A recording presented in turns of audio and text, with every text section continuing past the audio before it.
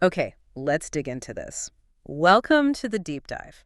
Today we're tackling a topic that, well, it affects millions, essential tremor, but it often doesn't get the spotlight it maybe deserves. Hmm. We're going deep based on a great set of sources notes, articles sent in by one of you, looking for a clearer understanding. Exactly. And our job here really is to take all that material you sent, sort of weave it together and get a real handle on what essential tremor actually is, how it shows up, the potential cause, Right. How it's diagnosed, managed. what the outlook is. Yeah, We want to pull out the core insights from your sources so you walk away feeling properly informed. right. So let's start at square one, using your notes. What is this involuntary shaking? The sources define essential tremor, ET for short, as a neurological thing, causing this rhythmic shaking you can't control. Mostly hands, it says. Mostly hands is classic, yeah. And what really jumps out from the sources is when it happens during voluntary movements, like reaching for something, writing.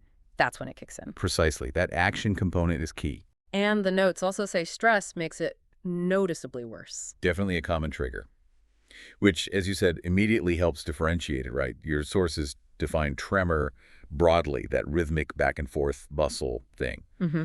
And they make a point that ET is actually the most common one doctors encounter in general practice. Okay, most common. Good to know. Yeah.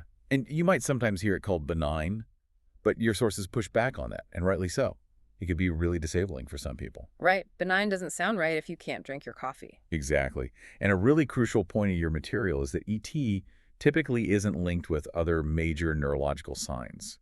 You don't usually see that stiffness or severe slowness you might find elsewhere. Oh, It often hits both arms, both upper limbs. And significantly, your sources really flag that genetic component. It can run in families. Okay, genetics. That leads us right to the next big question, the why. What actually causes ET? Your sources dive into this. Well, the first thing they state, and it's important to be upfront, is that the exact cause, still unknown. Okay, so no single smoking gun then. Yeah. But the sources list things that seem to play a part, right? It sounds like a mix. It really does. They talk about genetic factors, environmental influences, maybe specific gene mutations, and definitely changes in brain function. And it mentions things like toxins, or even some medications possibly triggering it. Yes, those are mentioned as potential contributors or triggers. And if we layer in the pathophysiology details from your notes, the thinking involves faulty communication between brain areas. Faulty communication, like cross wires. Sort of. The cerebellum comes up a lot in your sources as a key area involved. They talk about possible disruptions in brain chemicals, neurotransmitters like GABA, and these abnormal brain circuits just generating those rhythmic, shaky signals. Okay, that paints a picture of bad signals from the cerebellum. And the sources also list risk factors, things making it more likely. Right. And the biggest one jumping out from your material is family history.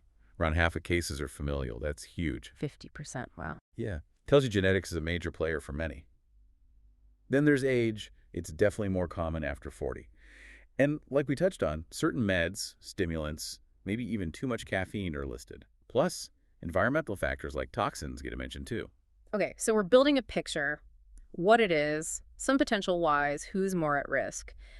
But tremors can come from lots of places. How do doctors sort ET out from, say, Parkinson's? Your sources talk about this differential diagnosis. Absolutely critical. And your sources lay this out well. Parkinson's, for instance, the tremor is often at rest, when your hand's just sitting in your lap. Whereas ET is more when you do something. Exactly. Plus, Parkinson's usually comes with other things like rigidity, that stiffness, and bradykinesia, that real slowness of movement.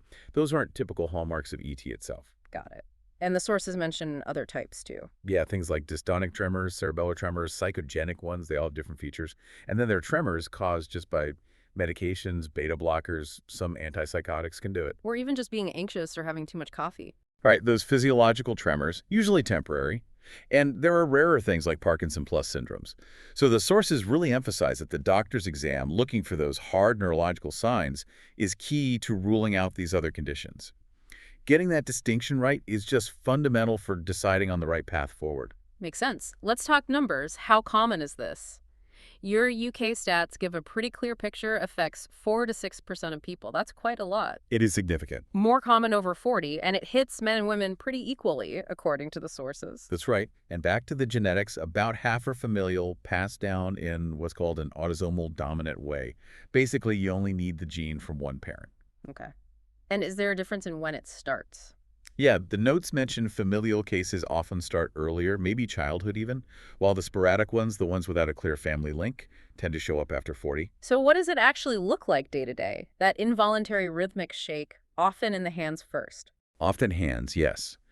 But your sources are clear. It can also affect the head, causing a nodding or shaking the voice, making it sound shaky, and sometimes other parts too. And the key thing, again, that keeps coming up in your notes, it gets worse when you move or try to hold a position. Exactly. Holding your arms out, for instance, that postural tremor, that's classic ET.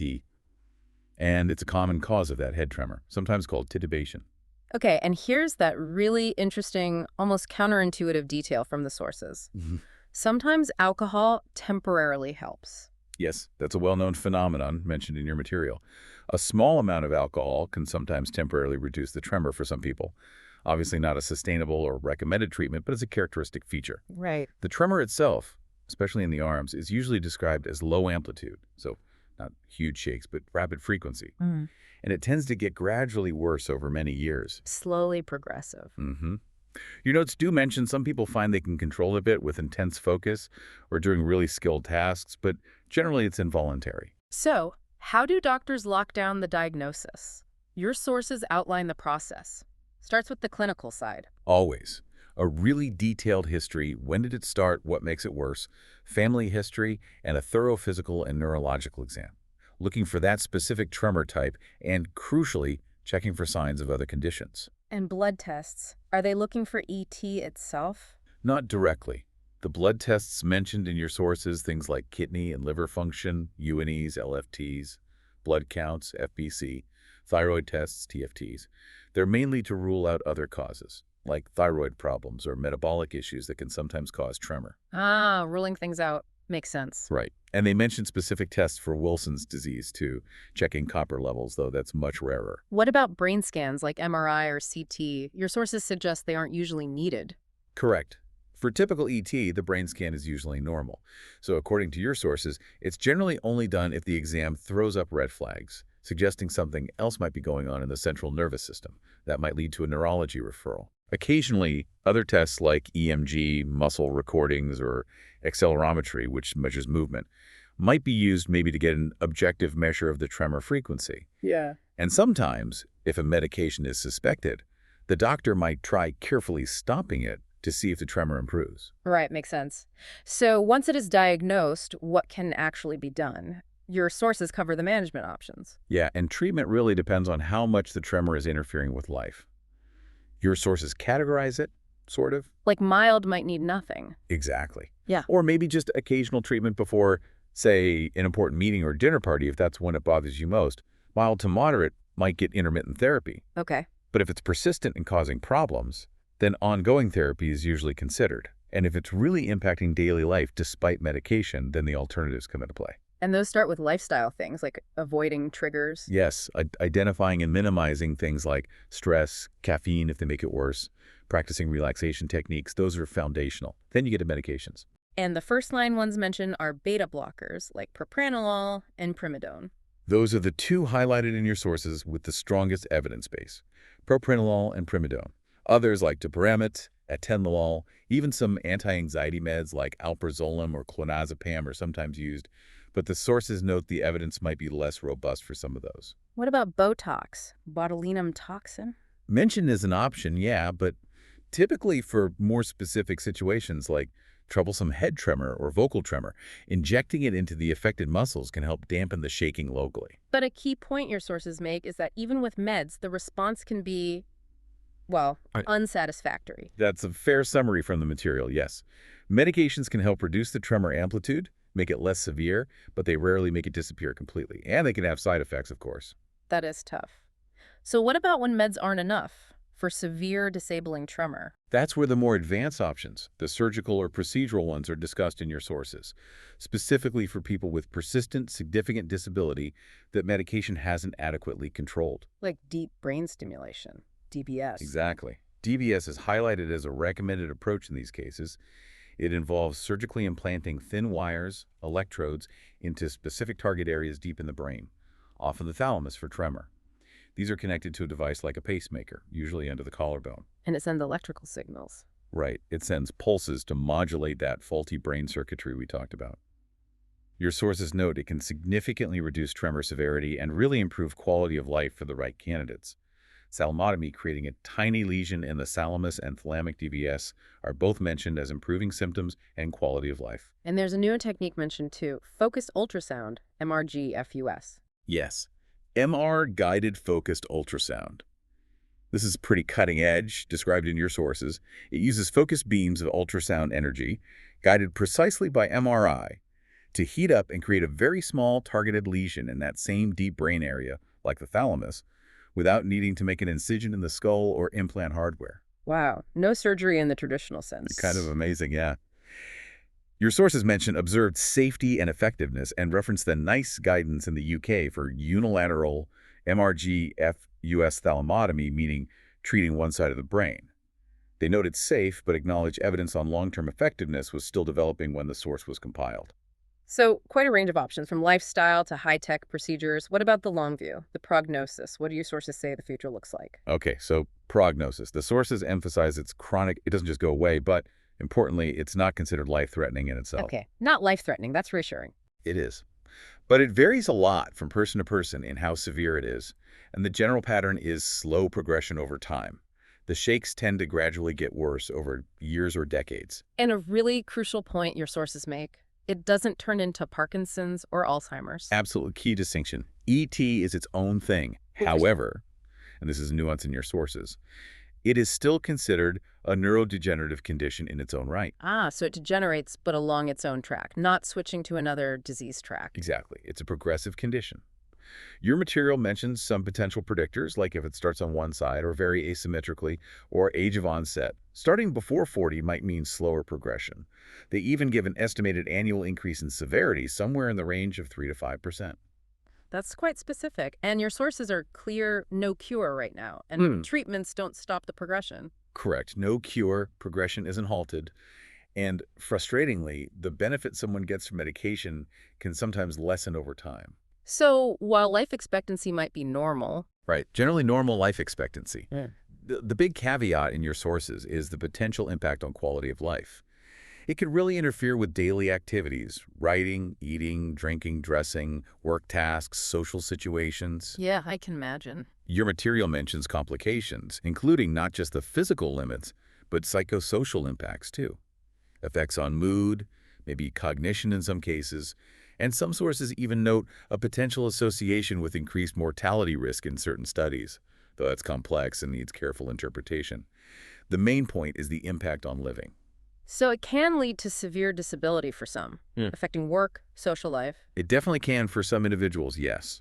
But, and this is important, your sources also stress that with appropriate management, whether that's lifestyle, meds, or procedures, people can often adapt and continue to lead fulfilling lives. It's about managing the symptoms and impact. Which is a different outlook compared to, say, a temporary physiological tremor. Totally different. Physiological tremors come and go. Drug-induced ones might resolve if you stop the drug, though sometimes they linger. But ET, based on your sources, it has this characteristic slow, steady progression where management becomes the long-term focus to maintain function and quality of life as best as possible. Okay. So there we have it, a real deep dive into the sources you send us on essential tremor. We've unpacked what it is that specific action tremor, often worsened by stress.